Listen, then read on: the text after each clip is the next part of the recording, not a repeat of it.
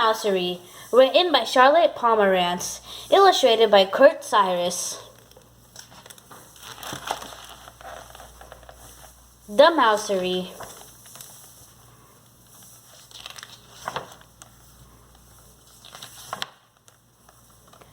Two bad-tempered mice named Silver and Slice lived all alone in a mousery.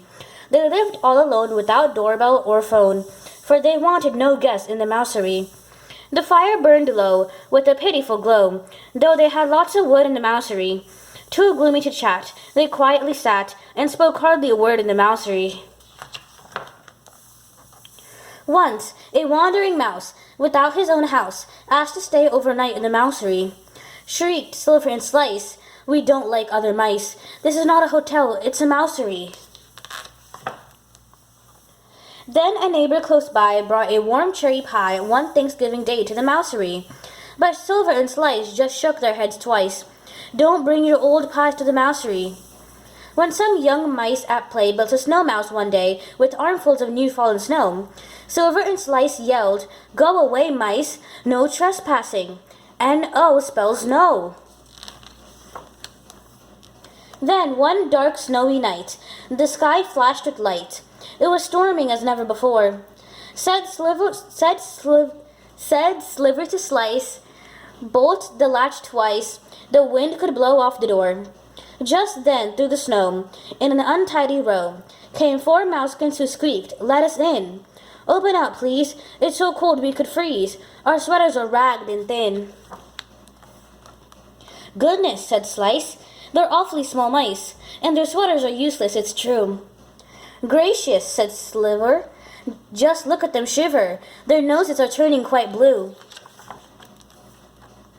So they unlatched the door, and the wee mousekins four quietly entered the mousery. Their eyes opened wide when they saw the inside of the roomy but gloomy old mousery.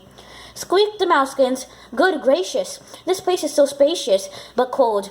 It's so cold in this mousery." As fast as they could, they fetched kindling and wood, and made a great fire in the mousery. The four little mice found brown beans and rice and cooked them in 2 iron pots. Then, adding some spice, they called Sliver and Slice, "Come join us, we've made lots and lots."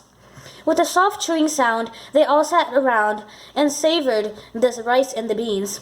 "Sliver," said Slice, "this is really quite nice. We're like living kings and like queens." Then the mousekins made beds, laid down their wee heads, and pulled all the blankets up tight. But though they were warm from the wind and the storm, they dreaded the long winter night. Pit-a-pat, what was that? They imagined a cat lying in the way in the gloom. Each creak of the door made them cringe on the floor. Was that pit-a-pat in the cat in the room? Was that a wolf's howl, or the hoot of an owl, waiting outside in the night? The silence and gloom of the mousery room made the wee mousekins quiver with fright. Then the tiniest sound floated up from the ground. A mousekin started to sing.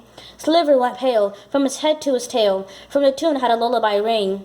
"Slice, am I wrong? Is that not the same song that grandmother sang long ago?" "Sliver, you're right. I remember at night how she sang by the fireside glow." "A sheep has a lambkin, a duck has a duckling, and I have a mousekin, good night. A goose has a gosling, a pig has a suckling, and I have a mousekin, good night." Hush, it's the hour when all little babies and my little mousekins snuggle up tight and welcome the night. Good night, little mousekins, good night. When Sliver and Slice looked down at the mice, they heard not a whisper or a peep. The mousekins were dozy, all warm and all cozy. One by one they were falling asleep. How darling they were, with their soft downy fur, curled up in an untidy row. With a yarn and a shiver, first Slice and then Sliver fell asleep by the fireside glow. In the morning they woke. It was Sliver who spoke. "Slice, do you think we've been wrong? They don't fidget or fuss, and they've been good to us. I declare they do seem to belong."